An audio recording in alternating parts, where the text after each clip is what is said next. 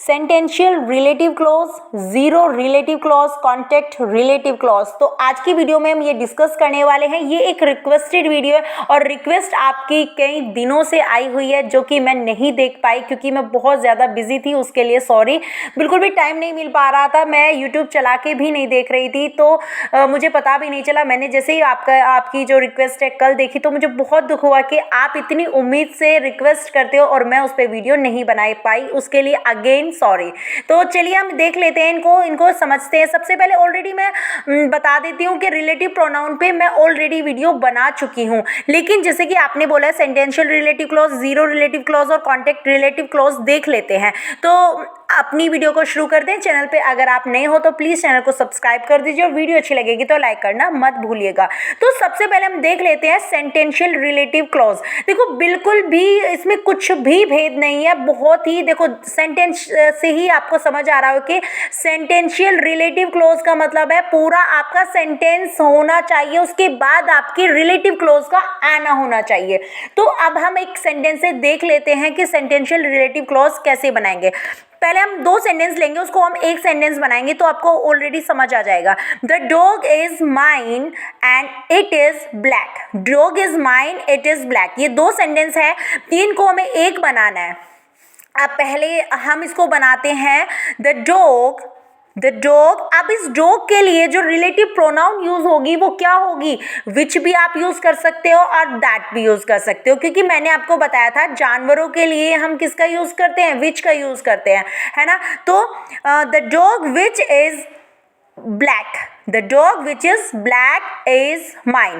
देखो यहाँ पे विच इज ब्लैक एक क्लोज हो गई और द डॉग इज माइन ये एक क्लोज हो गई। ये ध्यान से देखना, ये यहाँ पे ये क्या सेंटेंशियल रिलेटिव क्लोज है? बिल्कुल भी नहीं है। यहाँ पे ये रिलेटिव प्रोनाउन का यूज हो रहा है और ये जो विच आया है ये किसके लिए आया है? डॉग के लिए आया है। विच जो रिलेटिव प्रोनाउन है इसका जो एंटीसीडेंट है वो क्या है? डॉग है, और डॉग के लिए ये रिलेटिव प्रोनाउन का यूज किया गया है। लेकिन ये एक सेंटेंस की तरह नहीं हो रहा है। इसकी जो डॉग है, डॉग की जो वर्ब है ये इज माइन, ये मेरा है, ये आपकी एक क्लोज ये है, लेकिन ये सेंटेंस की तरह बिल्कुल भी नहीं है। तो ये एक रिलेटिव, यहाँ पे विच एक रिलेटिव प्रोनाउन तो है लेकिन सेंटेंशियल रिलेटिव क्लोज इसको आप नहीं बोल सकते हो। एक सेंटेंस और देख लेते हैं। This is the teacher who taught my children. अब यहाँ पे ध्यान से देखिएगा, दिस इज द टीचर ये आपकी एक क्लोज हो गई। क्लियर। हु क्या है? एक रिलेटिव प्रोनाउन है, रिलेटिव प्रोनाउन है और ये किसके प्लेस पे है? सब्जेक्ट के प्लेस पे है। बिल्कुल, क्योंकि जैसे कि सेंटेंस होता है ना, सेंटेंस में सबसे पहले क्या आता है? सब्जेक्ट आता है, उसके बाद क्या आती है? वर्ब आती है, उसके बाद आपका जो भी बच जाता है वो आपका ऑब्जेक्ट आ जाता है। सेम इस सेंटेंस में भी है, हु आपका सब्जेक्ट के प्लेस पे है, सब्जेक्ट के बाद आपकी वर्ब आई हुई है जो कि टॉट है, टीच की second form taught. Clear. My children. अब यहाँ पे ये कौन सी, ये इसे आप क्या बोलोगे? Sentential relative clause. बिल्कुल सेंटेंस बना रहे हैं आपका और एक रिलेटिव क्लॉज है। समझ आ गया होगा। तो फर्स्ट वाला जो मैंने सेंटेंस बताया था वो रिलेटिव प्रोनाउन था वहां पे विच, लेकिन वो एक सेंटेंशियल रिलेटिव क्लॉज नहीं थी। वो आपका जो विच था वो रिलेटिव प्रोनाउन था जो कि डॉग को रिलेट कर रहा था। लेकिन इसमें क्या है, यहाँ पे जो हु है आया तो टीचर के लिए ही है ना, जिसने मेरे बच्चों को पढ़ाया, आया टीचर के लिए ही है। लेकिन यहाँ पे एक क्लोज ऑलरेडी कंप्लीट है जो कि एक सेंटेंस कंप्लीट है, उसके बाद दूसरा जो सेंटेंस है उसमें ये रिलेटिव प्रोनाउन का काम कर रहा है। ये आपकी है सेंटेंशियल रिलेटिव क्लॉज। चलो अब बात कर लेते हैं जीरो रिलेटिव क्लॉज। देखो जीरो रिलेटिव क्लॉज का मतलब होता है जब रिलेटिव प्रोनाउन यूज तो किया होता है लेकिन उसकी वहां पे जरूरत नहीं होती है। देखो प्रोनाउन का मतलब है सब्जेक्ट के प्लेस पे आना और सब्जेक्ट के बाद आती है आपकी वर्ब। क्लियर। ये मैं आपको प्रोनाउन की जो मैंने रिलेटिव प्रोनाउन कराया था उसमें भी मैंने बताया था, तो फिर से मैं बता देती हूँ। तो ये जो आपका सब्जेक्ट के प्लेस पे और ऑब्जेक्ट के प्लेस पे कब आता है ये ऑलरेडी मैं वीडियो बना चुकी हूँ कि हु कब लगाते हैं और होम कब लगाते हैं। तो चलिए देख लेते हैं सेंटेंस के through. All the money has spent I gave her. ये दो सेंटेंस है, इसको हम एक सेंटेंस बनाते हैं। ऑल द मनी मतलब सारा जो पैसा है वो खर्च हो चुका है। आई गेव हर मैंने उसे दिया। पैसा क्या खर्च हुआ है, पैसा खर्च हुआ है। पैसा it means non living thing. Non living thing के लिए किसका यूज करते हैं हम, विच का यूज करते हैं। Clear, relative pronoun. अब बात कर लेते हैं हम, पहले हम सेंटेंस बनाते हैं, all the money has spent, जो सारा पैसा है वो खर्च हो चुका है। क्लियर।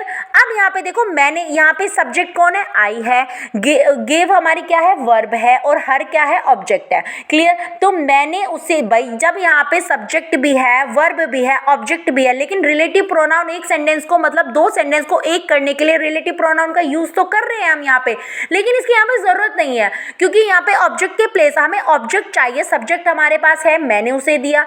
क्लियर। हमारे पास वर्ब भी है। क्लियर। लेकिन all the money has spent which, अब यहाँ पे मैंने उसे दिया, मैंने उसे क्या दिया, पैसा दिया। और पैसे के लिए यहाँ पे क्या आएगा, हम नो, पैसा होता है non living thing, non living thing के लिए हम यहाँ पे क्या यूज कर रहे हैं, विच यूज कर रहे हैं, जो कि रिलेटिव प्रोनाउन है। लेकिन यहाँ पे ये जीरो रिलेटिव प्रोनाउन है।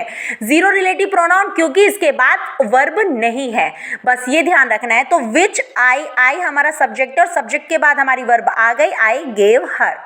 क्लियर, समझ आ गया। तो यहाँ पे ये जो विच है ये आपका रिलेटिव प्रोनाउन तो है, लेकिन ये कौन सी, ये क्लोज नहीं है, ये रिलेटिव क्लोज नहीं है, सेंटेंशियल रिलेटिव क्लोज नहीं, ये है आपकी जीरो रिलेटिव क्लोज। क्लियर, समझ आ गया होगा। अब बात कर लेते हैं कॉन्टेक्ट रिलेटिव क्लोज की। देखो कॉन्टेक्ट रिलेटिव क्लोज का मतलब क्या है, जैसे कि अभी हमने यहाँ पे विच यूज किया था, अगर विच को हम हटा दें तो भी हमारे सेंटेंस में कोई फर्क नहीं पड़ता। इट मीन्स यहाँ पे बात बिल्कुल हमें क्लियर समझ आ रही है। हमें यहाँ पे, अब देखो जैसे हमारा जो टीचर वाला सेंटेंस था, this is the teacher who taught my children, अगर वहाँ पे हम हु हटा दें तो क्या हमारा सेंटेंस बन पाएगा, नहीं बन पाएगा, हु हम हटा ही नहीं सकते वहां से। लेकिन अगर यहाँ से हम विच हटा देंगे तो ये हमारा सेंटेंस बिल्कुल फिर भी वही सेंस देगा, है ना। तो all the money has spent, सारा पैसा खर्च हो चुका है, आई गेव हर, मैंने उसे दिया। तो यहाँ पे विच हटा देंगे, यहाँ पे इसको ओमिट कर देंगे। इट मीन्स कॉन्टेक्ट क्लॉज में, कॉन्टेक्ट रिलेटिव क्लॉज में आप उसको रिमूव कर सकते हो। क्लियर, समझ आ गया होगा। तो इसी के साथ हम ये वीडियो यहीं पे एंड करते हैं। मिलते हैं नेक्स्ट वीडियो में। Have a nice day.